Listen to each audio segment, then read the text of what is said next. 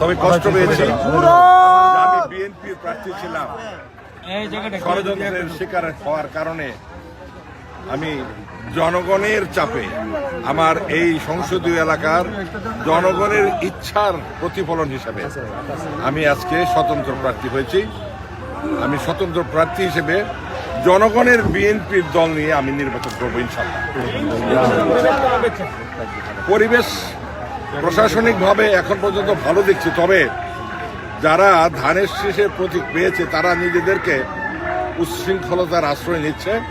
এমনকি আমাদের কোনো প্রত্যন্ত এলাকার কর্মী বাহিনীকে তারা থ্রেট করছে, কিন্তু তারা জানে না যদি এই থ্রেট আমার কর্মীরা শহরের করতে চায় তাহলে তাদের জন্য এটা শুভ কিছু বয়ে আসবে না। প্রশাসন সম্পূর্ণ নিরপেক্ষভাবে নির্বাচন পরিচালনা করবে।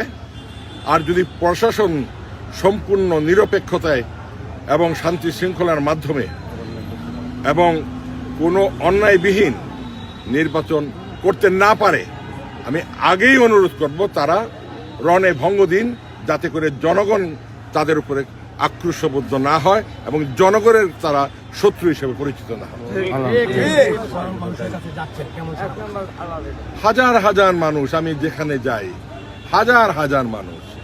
আমি নিশ্চয়ই, আপনারাও দেখছেন, এটা আমি বলবো কেন, আপনারাও দেখছেন এবং সামনে দেখবেন ইনশাআল্লাহ। মহান আল্লাহ, আমি একজন ন্যায়পরায়ণ বিচারক ছিলাম, আমি মানুষের জন্য ন্যায্য কাজ করতে এসেছি।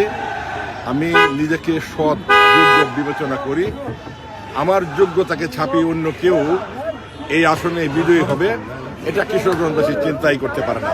তবে অন্যায়ের আশ্রয় নিয়ে যদি কেউ এরকম কিছু করতে চায়, আমার সকল পর্যায়ের নেতা কর্মীরা এবং সাধারণ মানুষ এটা প্রতিরোধ করবে।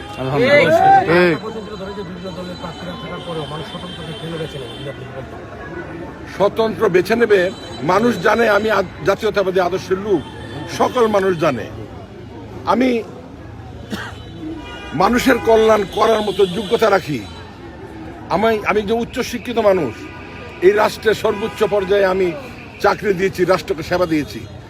আরো 16 বছর চাকরি সামনে রেখে আমি কাজ করতে পারতাম রাজকীয়ভাবে, কিন্তু আমি যখন ভেবেছি আমার এলাকার মানুষকে স্বাধীনতার 54 বছর পরেও কেউ উন্নয়ন কাজ তো দূরের কথা, তাদের মনের আশা আকাঙ্ক্ষা বাসনা পূর্ণ করতে পারেনি, তাই আমি আমার নিজের সকল সুখ স্বাচ্ছন্দ্য ত্যাগ করেছি এবং মানুষের কল্যাণে আমি রাস্তায় এসেছি। ইনশাআল্লাহ আমি পারব।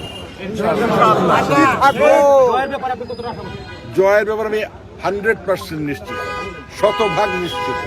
আমি জানি আমাকে জনগণ এত ভোট দেবে যা অন্য প্রার্থীরা কল্পনাই করতে পারবে না।